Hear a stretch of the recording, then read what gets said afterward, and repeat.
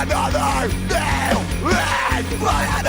nail in my coffin! Greetings everybody, it's your friendly neighborhood Uncle Pete, and this is my series Nails in a Coffin, where we learned that with great kills there must also come great nails. If you're new here and you're unfamiliar with nails in a coffin, just take a look at the description down below, and that should describe everything to you. And if you have any questions, please let me know. I really do appreciate it. Now, before we get to the video, something just doesn't feel right. I mean, it is the holiday season, so let me see if I can fix that. That's better? Okay, now let's get back to the video. Last year during the holiday season, I gave away a Funko Pop to a random subscriber. And I felt like doing the same thing again this year. The holidays can be crappy for some people, and I do like bringing holiday joy. So I am going to give away this Funko Pop of Spidey to a random subscriber. And I also recently just added in this Funko Pop of La Llorona from The Curse of La Llorona. And this is a chase variant actually signed by Marisol Ramirez.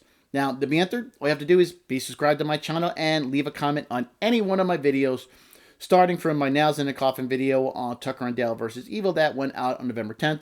I'll be a link up there for you to check it out. So, starting on that video, going to December 15th, be subscribed, leave a comment on any video. You can enter once per video, and on December 15th, I put everybody's name into a random generator, and I will select a winner and send it out to you for the holidays.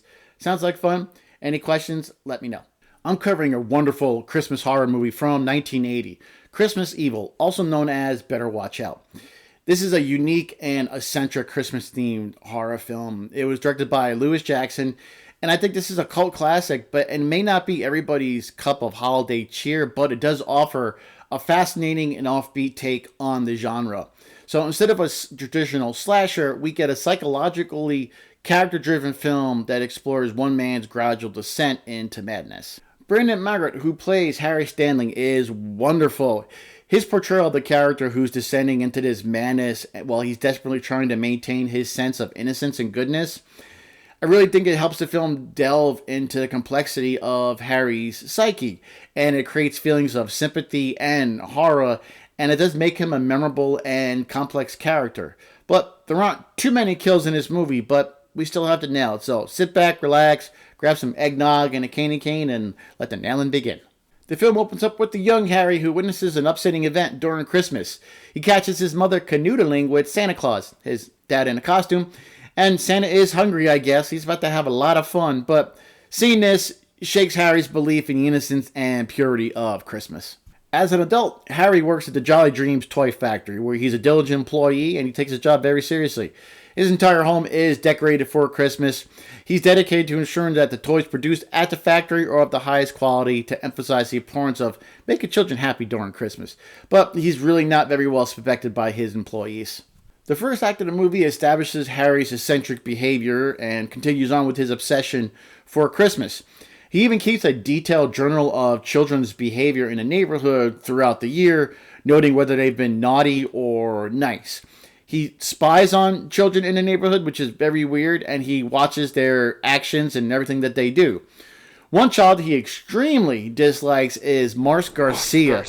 He writes everything down in his book with what these kids have done, and it looks like Mars Garcia is guilty of throwing rocks at little girls while also picking his nose.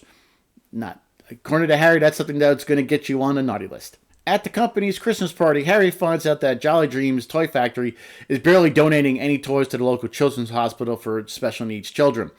This sends him over the edge, and he hates that people can be so selfish at Christmas time. So he leaves the Christmas party, marches himself to the Toys Factory warehouse, steals a bunch of toys from Jolly Dreams, planning on handing them out to the needy children. He even paints the side of his van to look like Santa's sleigh. In full Santa costume, Harry shows up to the children's hospital. The staff goes outside to see what's going on, and Harry states that he's Santa and all these toys are for the children. He tells the staff they were donated from people who didn't realize how generous they could actually be.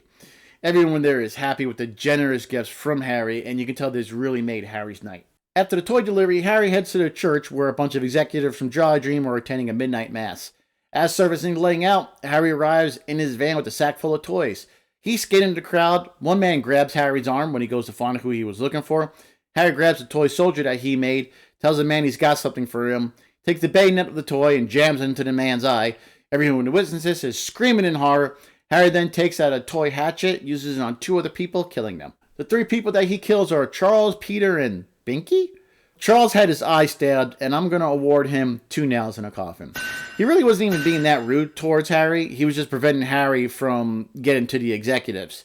He would have had no idea he was in danger. Who's going to think someone dressed as Santa is going to stab you in the eye on Christmas Eve after a midnight mass? So yeah, I didn't see anything Charles was doing he was inherently being stupid. Pretty much he was just in the wrong place at the wrong time. I could see if he was bullying Harry or being really brash, but he really wasn't. I would have taken that into consideration, but I'm going to go down the middle here and say 2 nails in the coffin. Peter and Binky, they're a slightly different story. I'm going to award them 1.5 nails in a coffin apiece. Taking points away, since as soon as they saw their friend attack, they should have done something other than just stand there.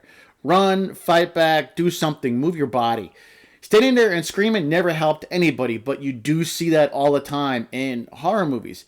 I wish they at least tried something, and the only reason they're escaping 1 nail in the coffin is that I'm considering that they were maybe in shock seeing someone dressed as Santa do something so horrific at a midnight mass. But they had the opportunity to do a lot more. They didn't, so they're each going to get 1.5 nails in the coffin. Later that night, Harry goes to the house of Frank, the asshole co-worker that's been taking advantage of him, picking on him.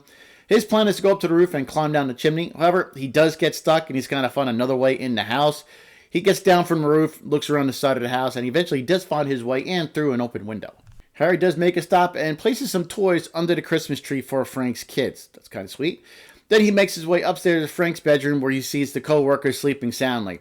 Harry's first intention is to smother Frank to death with the sack of toys, but it doesn't work too well because it's kind of taking too long. So then Harry then grabs a star off the top of a tree Frank has at the head of his bed. Right as Harry lets off the pillow, Frank sits up out of bed. Harry takes a star, slashes it across Frank's throat, killing him, and he feels on top of his sleeping wife, and she wakes up screaming as Harry runs off. Not a lot of deaths in this Christmas horror movie, since it's not your typical slasher. Frank is our last confirmed on-screen death, and he earned himself 1.5 nails in the coffin.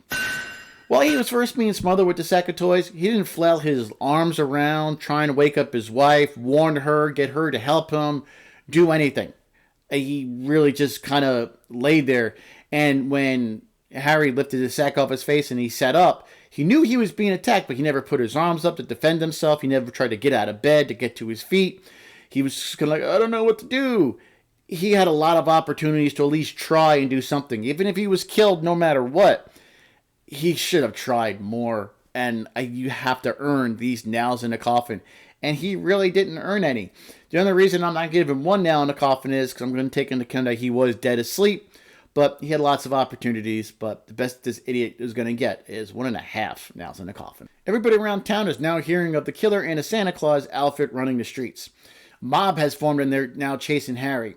He makes it to his brother Phil's house, and after the scene and state Harry is in, Phil knows that Harry is the killer the news is talking about. Phil can't believe what his brother Harry has done, and in a fit of rage, he chokes Harry unconscious. Phil doesn't know what to do, so he takes Harry's body, drags him to his van, and puts him back inside of it. Harry wakes up, punches his brother in the face, knocking him down, and he speeds off. He's driving down the road. Phil is running after him, calling his name. Harry sees a mob with torches like a Universal Monster movie. Harry steps under the gas, turns the van to avoid hitting the crowd, but he drives off a bridge.